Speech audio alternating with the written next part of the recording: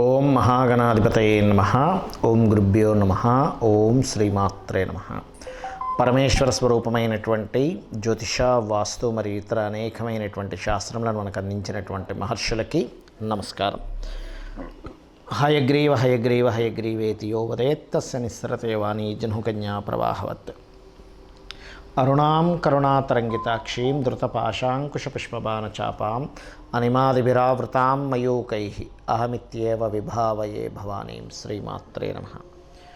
ప్రేక్షకులకి ఆ లలితాంబిక అమ్మవారి యొక్క అనుగ్రహము మరియు ఆ పితృదేవతల యొక్క అనుగ్రహం పరిపూర్ణంగా కలగాలని మనస్ఫూర్తిగా కోరుకుంటూ మనం ఈరోజు 2024 సంవత్సరంలో ప్రధానంగా శని యొక్క సంచారం వల్ల ద్వాదశ రాశుల వారు ఎటువంటి జాగ్రత్తలు తీసుకోవాలి, అదేవిధంగా రాహు ప్రధానంగా మనకి మీనరాశిలో సంచరిస్తున్నందుకు కూడా ఎటువంటి జాగ్రత్తలు తీసుకోవాలి, కేతు కన్యారాశిలో సంచరిస్తున్నందుకు ఏ జాగ్రత్తలు తీసుకోవాలి అనే ముఖ్యమైనటువంటి అంశాలు, ముఖ్యంగా శని, అదేవిధంగా ఈ 3 గ్రహాల ప్రభావం ఈ 2024 మీద ఎటువంటి ప్రభావం చూపించబోతుంది దేశవ్యాప్తంగా అనేటువంటి విషయాలు మనం తెలుసుకుందాం. అదేవిధంగా ఏ పరిహార మార్గాలు చేసుకోవాలో కూడా నేను మీకు చెప్తాను. కన్యా లగ్నము, కన్యారాశి, మీకు శని యొక్క ప్రభావం ఎలా ఉండబోతుంది? 6లో ఉండేటువంటి శని మీ రాశి నుంచి 6వ స్థానంలో ఉన్నాడు. 6వ స్థానాన్ని జ్యోతిష్ శాస్త్రంలో ఏ విషయాలు చెప్పబడింది అంటే 6వ స్థానం అనేటువంటిది మన పూర్వజన్మ కర్మ ఫలితం ఇచ్చే స్థానము. అంటే చాలా క్లియర్గా మన పూర్వజన్మ కర్మ ఫలితము, మనం డైలీ చేసేటువంటి పనుల యొక్క ఫలితం ఇవ్వడానికి శని భగవానుడు అక్కడ ఉన్నాడు.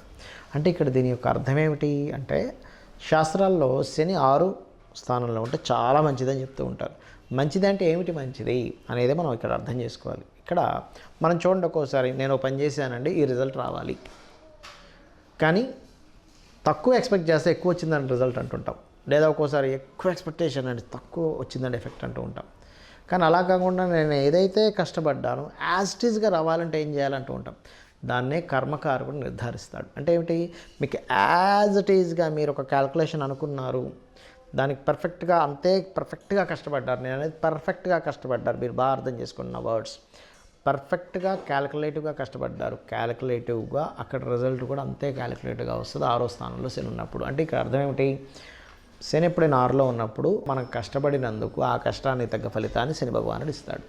కాకపోతే ఈ శని నుంచి అష్టమంలో అంటే మన రాశిలో కేతు సంచారం జరుగుతుంది. అలా కేతు సంచారం జరిగేటప్పుడు కలిగే ఫలితాలు ఏమిటి అంటే ఇక్కడ సర్వసాధారణంగానే కన్యారాశి వారికి, కన్యాలగ్నం వారికి మేనేజ్మెంట్ స్కిల్స్ అద్భుతంగా ఉంటాయి. ఈ మేనేజ్మెంట్ స్కిల్స్లో కేతు వచ్చాడు అంటే ఏంటి, కొన్నిసార్లు ఏదో తెలియని ఆటంకాలు ఇట్లాంటివి జరుగుతుంటాయి. అలాంటప్పుడు ఏం చేయాలి, మీరు కొంచెం ఎక్కువగా గణపతి ఆరాధన చేయడము, మరియు రాహుగ్రహానికి శని భగవానుడి దగ్గర దీపారాధన చేయడము, మరియు వీటితో పాటు ప్రధానంగా ఇక్కడ పేదవారికి, బాగా ఏజ్డ్ పర్సన్స్కి, ముసలి వాళ్ళకి ఏదైనా సరే మీ వంతు సహాయం మీరు చేయడం ఇవి కనుక చేస్తున్నట్లయితే ఖచ్చితంగా మీకు యోగం అనేటువంటిది కలిగి తీరుతుంది. ఇది గుర్తుపెట్టుకోండి.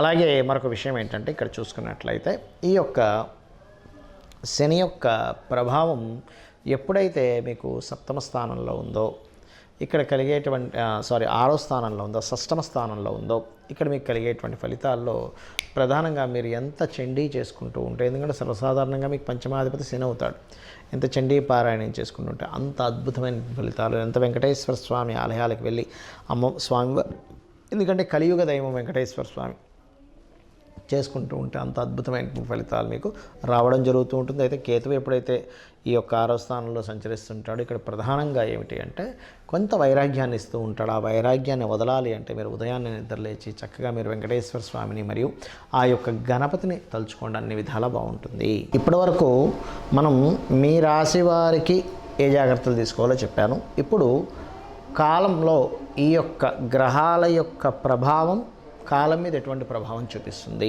అని చెప్పి చూసుకున్నట్లయితే ప్రధానంగా శని భగవానుడు మనకి శాస్త్రాల్లో బృహత్పరాశర హోరా శాస్త్రంలో కానీ వీటిల్లో చెప్పినటువంటి అంశం ఏమిటి అంటే శని భగవానుడు కనుక ప్రధానంగా ఎప్పుడైనా కానీ గుర్తుపెట్టుకోండి, ఈ యొక్క కుంభరాశుల్లో సంచరించేటప్పుడు అందులోని కుంభములో శతభిష నక్షత్రం ఉంటుంది, పూర్వాభాద్ర నక్షత్రం ఉంటుంది. అయితే ఈ శతభిష పూర్వాభాద్ర నక్షత్రం వారు కొంత జాగ్రత్తగా ఉండాలి. ఒకటి అక్కడ కొంచెం తల్లిగారి ఆరోగ్య విషయంలో జాగ్రత్తగా ఉండాలి పర్సనల్గా తీసుకుంటే. కానీ ప్రపంచవ్యాప్తంగా, దేశవ్యాప్తంగా, మన ఇండియా పరంగా చూసుకుంటే ఏమిటి అంటే ఇక్కడ ప్రధానంగా ఈ యొక్క సారాయి లేకపోతే అంటే మత్తు పానీయాలకు సంబంధించినటువంటి విషయంలో కొంతమంది చూడండి పలానా వైన్ షాప్స్ అవి తీసుకుని ఉంటారు, ఎక్కువ రేట్ పెట్టి తీసుకుని ఉంటారు. అలాంటి వాళ్ళు ఇబ్బంది పడతారు. ఎందుకు అంటే ఇక్కడ మత్తు పానీయాలు అమ్మేటువంటి వాళ్ళ మీద ఈ అంటే మత్తుని కలిగించేటువంటిది ఏదైతే ఉంటుందో గుర్తుపెట్టుకోండి, బండగా వీళ్ళకి ఇబ్బంది వస్తుంది. ఇది బాగా అర్థం చేసుకోండి. ఎందుకంటే చాలామంది తెలియక, అంటే నాకు తెలిసిన వాళ్ళు చాలామంది తెలియక ఏం చేస్తుంటారంటే, సరే నేను ఇదేదో ఇందులో నాకు ఇది లక్కీగా లాటరీ కనుక నేను ఇందులో వేస్తే నాకు గనక వస్తే నేను ఇంతకు అమ్ముకుంటాను, నాకు దీనివల్ల డబ్బులు వస్తాయి అనుకుంటారు. దీనివల్ల మీరు దెబ్బతింటారు. కాబట్టి పర్టికులర్గా ఈ యొక్క జోలికి వెళ్ళకపోవడమే మంచిది. ఇక రెండవది ఏమిటి అంటే ఈ యొక్క కుంభరాశుల్లో శని సంచరించేటప్పుడు దీంతో పాటు రాహు ఎప్పుడైతే మీన రాశిలో సంచరిస్తుంటాడో ఇది ఇచ్చేటువంటి రిజల్ట్ ఏమిటి అంటే ముఖ్యంగా లాయర్లు, టీచింగ్ సంబంధించిన వృత్తుల్లో ఉన్నటువంటి వారికి, పౌరహిత్యం చేసేటువంటి వారికి, శాస్త్ర సంబంధించినటువంటి విషయాల్లో ఉన్నటువంటి వారు కూడా జాగ్రత్తగా ఉండాలి. అంటే ఎందుకు అంటే ఈ రాహువు మాయ అంటారు. రాహువు మాయాకారకుడు. మనకి మీరు కనుక గమనించినట్లయితే కాలాన్ని నియంత్రించేవాడు రాహు. రాహుకి మేఘము అనేటువంటి పేరుతో కూడా చెప్తారు. అంటే మేఘము మబ్బుల్ని రాహుగా చెప్తూ ఉంటారు. సూర్యుడి యొక్క కిరణాలని కొంతసేపు ఆపేటువంటి శక్తి, అంటే భూమి మీదకి రాకుండా ఆపేటువంటి శక్తి మేఘాలకి ఉంటాయి. ఎందుకంటే మేఘం చూడండి, మొత్తం దట్టంగా మేఘాలు అలుముకున్నాయనుకోండి, సూర్యకిరణాలు కూడా రావు, అంటే కొంత లైటింగ్ మాత్రమే వస్తున్నాయి. అందుకే మనకి రామాయణ మహాభారతాల్లో కూడా మేఘనాథుడు, రావణాసురుడు యొక్క తమ్ముడు మేఘనాథుడు ఒకరోజు విజృంభిస్తుంటే అంతటి బలపరాక్రములైనటువంటి దైవస్వరూపం, రుద్రస్వరూపుడైనటువంటి ఆంజనేయ స్వామి కూడా ఈరోజు మనది కాదు, ఈరోజు మనం ఇక్కడి నుంచి వెళ్ళిపోదాం అని చెప్పని అతను అక్కడి నుంచి వైదొలగడం జరుగుతుంది. రేపు వద్దాం కావాలంటే యుద్ధానికి, కానీ ఈరోజు అతనిది ఈరోజు. అంటే ఏమిటి, ఆ మేఘనాథుడు కాలానికి కారకుడు, మేఘములకు కారకుడు ఎవరు అంటే రాహు యొక్క ప్రభావం ఎక్కువగా ఉన్నప్పుడు పర్టికులర్గా ఈ లాయర్లు కానీ, ఈ యొక్క జడ్జిలు కానీ, కన్సల్టెన్సీ సెంటర్స్ నడిపేటువంటి వారు కానీ, పౌరహిత్య వృత్తుల్లో ఉన్నటువంటి వారు కానీ, వీరి మీద అనవసరమైనటువంటి ఇబ్బందికరమైనటువంటి వాతావరణం వస్తే ఇబ్బంది పెడుతుంది. ఇది గుర్తుపెట్టుకోండి. పర్టికులర్గా కుంభంలో శని సంచరించేటప్పుడు, మీనంలో రాహు సంచరించేటప్పుడు, అంటే ఈ క్రాస్ అవ్వాలంటే దాదాపుగా దీని యొక్క ప్రభావం ఆల్మోస్ట్ ఒక 4 years వరకు ఉంటుంది. ఎందుకంటే రాహు మీనంలోకి వస్తే, కుంభంలోకి వస్తే ఒక 1.5 year తర్వాత ఈ శని మళ్ళీ మీనంలోకి వెళ్తాడు. సో ఇది క్రాస్ అవుతూ ఉంటుంది. ఇదొకటి. అదేవిధంగా మనకి కేతువు కన్యారాశిలో సంచరిస్తున్నాడు.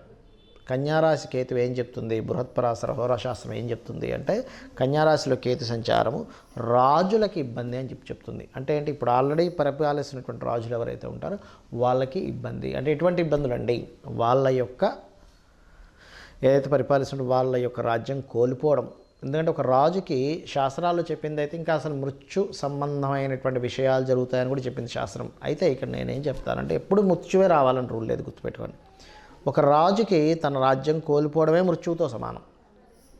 ఒక ఉదాహరణకి ఒక సైనికుడు ఉన్నాడు, లేకపోతే ఒక యుద్ధం చేసేవాడు ఉన్నాడు. యుద్ధం చేసే వ్యక్తికి యుద్ధంలో మరణించడం కంటే యుద్ధంలో ఓడిపోవడమే మరణంతో సమానం.